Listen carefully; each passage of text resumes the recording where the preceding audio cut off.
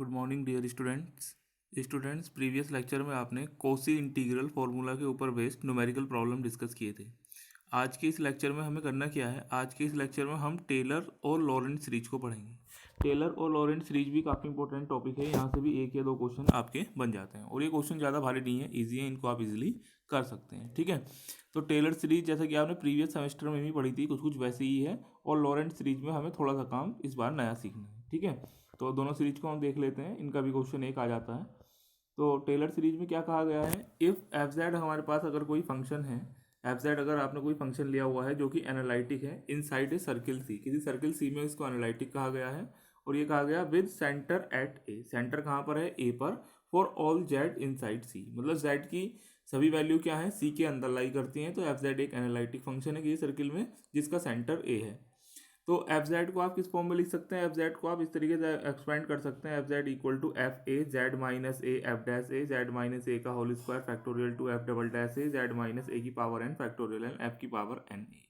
तो जैसा कि आपने लास्ट सेमेस्टर में जब टेलर सीरीज पढ़ी थी बिल्कुल वैसे ही है। अगर आप ए इक्वल टू जीरो ले, यानी एट ओरिजिन पर अगर आपको फंक्शन को एक्सपेंड करना पड़े तो आप ए की वैल्यू को जीरो रख लेंगे, तो आपके पास फंक्शन कुछ इस प्रकार से बन जाएगा, F zero Z F dash zero, A की वैल्यू जीरो में Z square factorial two F double dash A Z की power N factorial N F की पावर एन ए। ये फॉर्मूला आपने रियल वेरिएबल के लिए भी लास्ट सेमेस्टर में पढ़ा था। ठीक है, तो इस एक्सपेंशन का आपको यूज करके दो एक न्यूमेरिकल क्वेश्चन है वो हम आपको बताते हैं। ठीक है, जैसे आपसे कहा गया expand cos Z in a Taylor series about Z equal to pi by four, Z equal to pi by four के अबाउट आपको इसे एक्सपेंड करना है, कोस जेड आपका फंक्शन है।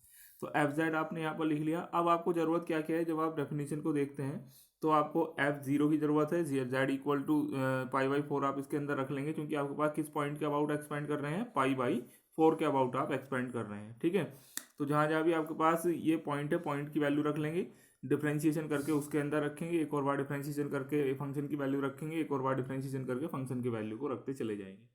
तो आपने एफ डैश जेड निकाला minus sine Z, F double dash Z minus cos Z, ये रखा। जब आपने इसकी वैल्यू पाई बाई फोर पर निकाली है, एफ पाई बाई फोर, तो ये कितना हो गया, कोस पाई बाई फोर, जो कि one by under root two होता है। एफ डबल डैश की वैल्यू जब आप एफ डैश की वैल्यू आप निकाल रहे हैं, तो इस बारे में अपने पाई बाई फोर वैल्यू रखी, एफ डबल डैश में इसमें, और एफ ट्रिपल डैश में आपने इसमें रखी, दो या तीन टर्म तक एक्सपेंड करते हैं।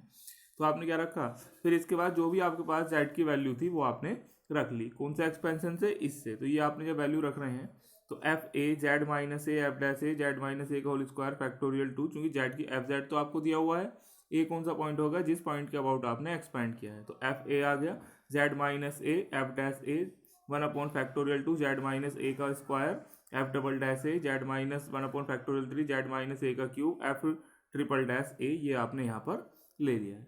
सभी वैल्यूज आपके पास हैं, एफ ए की वैल्यू एफ ए पर आपने वैल्यू निकाल रखी है, वो one upon under root two आई थी।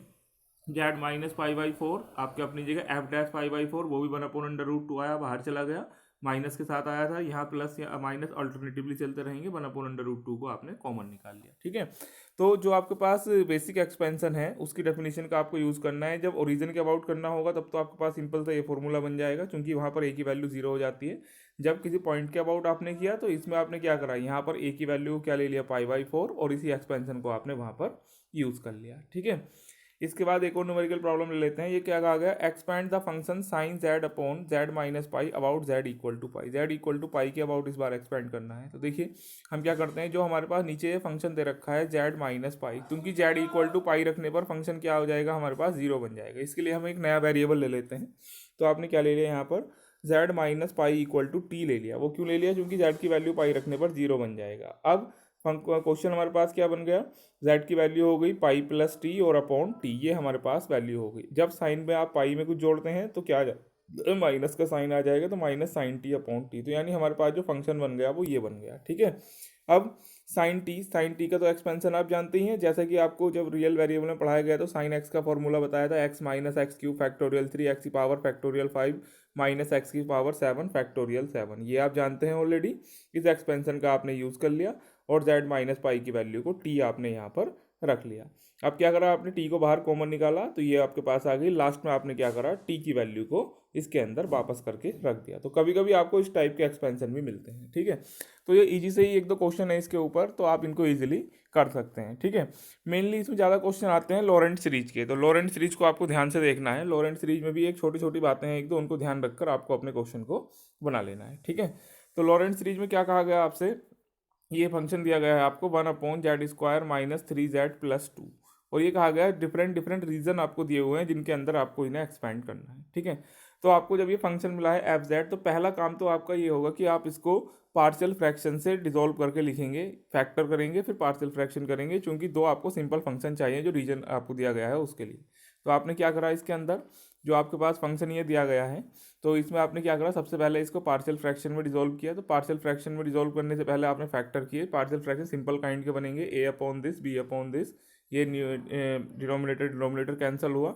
एक बार z की वैल्यू को आपने 1 रख लिया और एक बार z की वैल्यू को आपने 2 रख लिया, तो a और b की वैल्यू मिली। a और b की वैल्यू को आपने रखा। ये काम आप बहुत बार कर चुके हैं, इसलिए इस पर ज़्यादा फोकस यहाँ पर नहीं करना है। तो ये आपने जब किया तो आपका क्वेश्चन इस फॉर्मेट में आ जाता है, ये जो आपको नीचे दिया गया है z-2 z-1, ठीक है।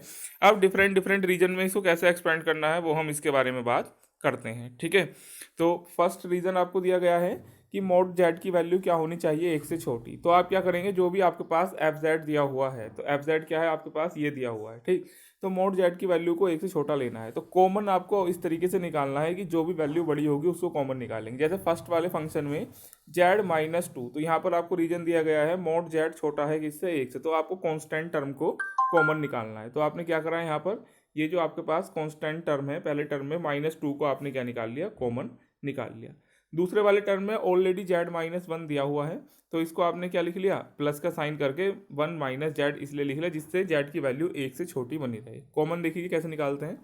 आपको रीजन दिया गया है कि z की वैल्यू 1 से छोटी है, तो पहले टर्म में आपने क्या करा, -2 को कॉमन निकाल लिया, ठीक है। मतलब कांस्टेंट टर्म को आपने कॉमन यहाँ पर निकालना है, क्योंकि कांस्टेंट टर्म की वैल्यू बड़ी है वेरिएबल टर्म से। तो आपने -2 को, दूसरे टर्म में आपने -1 को कॉमन निकाला, तो -1 को कॉमन निकाला क्योंकि वो भी कांस्टेंट टर्म है, तो कितना आ गया, 1 - z आ गया।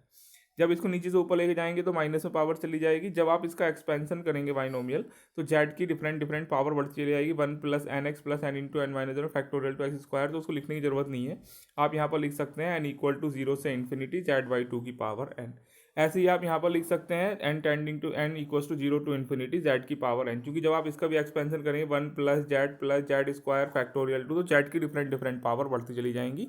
तो इसलिए आप क्या करेंगे, उसको z की पावर n में लिख देंगे, ठीक है।